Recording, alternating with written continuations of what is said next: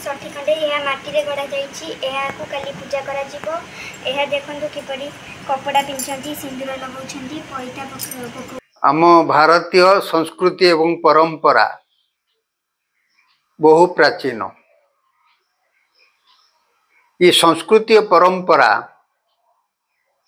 आमर सामाजिक चलनी एवं तत्व को अति सरलीकरण करिथाए। तेणु यही दृष्टि आमर विभिन्न पर्वपर्वाणी सृष्टि करा जाइछि।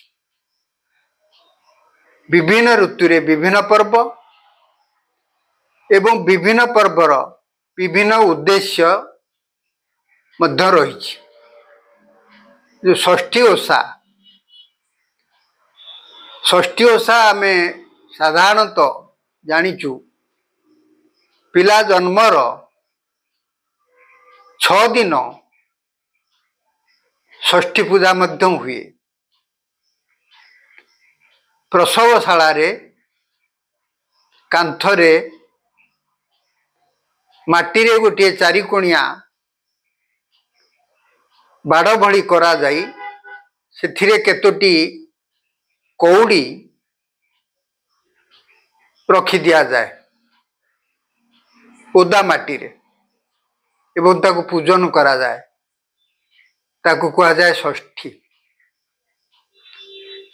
नुआ शिशुटीए जन्मलाभ कले तार परमायु बुद्धि उद्देश्य रे माँ षठी को आमे आराधना करू से किभली दीर्घजीवी हो। एवं से परंपरा रही षठी रे जो षठी रे कि घरर गृहिणी माने महिला माने माटी रे मूर्ति 6टी तैयारी करती। छोट छोट मूर्ति हाथ गोड़ थाई आखि कान थाई 6टी मृण्मय मूर्ति तैयारी करती। एवं से मूर्ति को से माने छोट हलदी रंगर वस्त्र परिधान करांती पइता पकांती एवं तांको पूजा मध्य करती। तांको पाखरे जो डाल गुड़िक रुहे ताहा वज्रमूली सारू एभली विभिन्न डाल जहाँकि विभिन्न शक्तिर मध्य प्रतीक।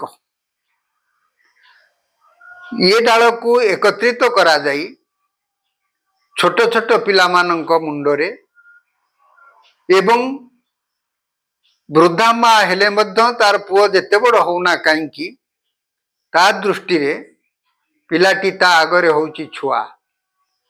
तेणु से निज घरर पिला मानक मुंडरे से वज्रमूली को चमर स्पर्श कला भली बाड़े थाए। ता थाए मधुर स्पर्श एवं यार उद्देश्य होची माँ षठींकर आशीष कल्याण लाभ उद्देश्य रे माँ माने षठी पूजा करी से जो डाल गुड़िक रखि थांती एकत्रित करी ताकू बाड़ेबार उद्देश्य पिला परमायु वृद्धि हो एवं दीर्घजीवी हो निरोग हो। ये वज्रमूली जो भली टाण तार परमायु से भली टाण हो बा अभिवृद्धि हो यह हूँ तार उद्देश्य। एवं जो पत्रिका गुड़िक एकत्रित करा जाई थाए तार मध्य विभिन्न देवी नारे नामकरण करा जाइछि।